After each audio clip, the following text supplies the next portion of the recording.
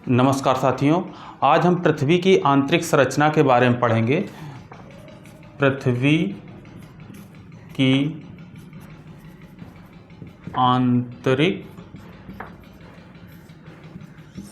संरचना। पृथ्वी की आंतरिक संरचना के बारे में आज हम अध्ययन करेंगे। देखिए, पृथ्वी जो हमारी है बहुत ही रहस्यमयी है। इसको समझने के लिए बहुत से वैज्ञानिक लगे रहते हैं। तो इसके जो वैज्ञानिकों के आधार पे जो एक निष्कर्ष निकला है, जिसे हम पढ़ते हैं, जिसका एग्ज़ाम में क्वेश्चन भी आते हैं कि कौन कौन से चीज़ें हैं जो पृथ्वी के अंदर घटनाएं घटती हैं। तो सबसे ऊपरी जो पृथ्वी के ये कह लीजिए केक जैसा हमने काट लिया है पृथ्वी को। ऐसे मान लो पृथ्वी गोल होती है तो हमने इसको ऐसे काटा हुआ है, सपोज दैट। तो पृथ्वी की जो सबसे ऊपरी परत होती है जिसे भूपर्पटी कहते हैं, ये अलग अलग जगह अलग अलग मोटाई पे होती है। लगभग 35 किलोमीटर तक ये होती है।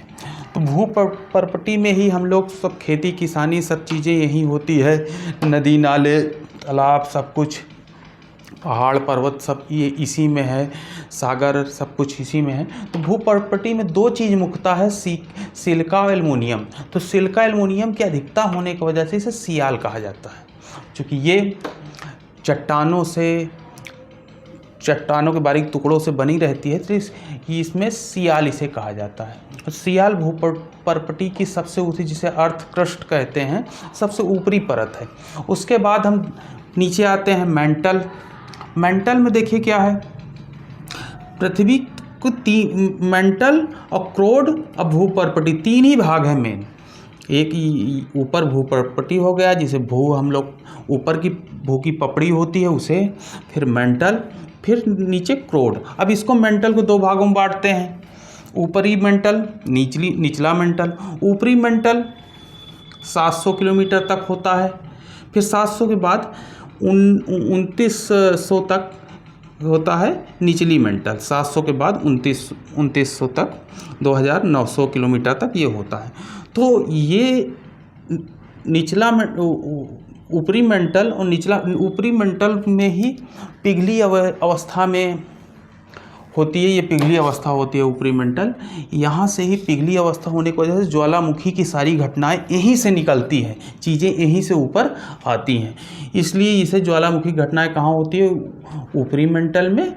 और ये 400 किलोमीटर तक ये घटनाएं होती हैं जहाँ दुर्बल चट्टानें होती हैं। यहाँ की चट्टानें दुर्बल होती हैं, तो ये फोड़ के यहाँ तक निकलती है। दुर्बलता मंडल भी कहा जाता है इसमें। यहाँ ये मेंटल में दो चीज़ की अधिकता होती है, सिलिका और मैग्नीशियम। मेंटल में दो धातुएं होती हैं, सिलिका और मैग्नीशियम, इसलिए इसको दोनों को मिला के सीमा कहा जाता है। सियाल ऊपरी भाग हो गया, सीमा मेंटल का भाग हो गया। अब मेंटल के नीचे जब आते हैं तो क्रोड, ये देखिए यहाँ से यहाँ तक क्रोड है। ये भाग ऊपर का भाग बाह्य कोड और यहाँ अंदर का भाग आंतरिक कोड है। तो फिर जब क्रोड में आते हैं तो भीतरी भाग, सबसे अंदर का भाग क्रोड है, जिसे कोर भी कहेंगे इंग्लिश में।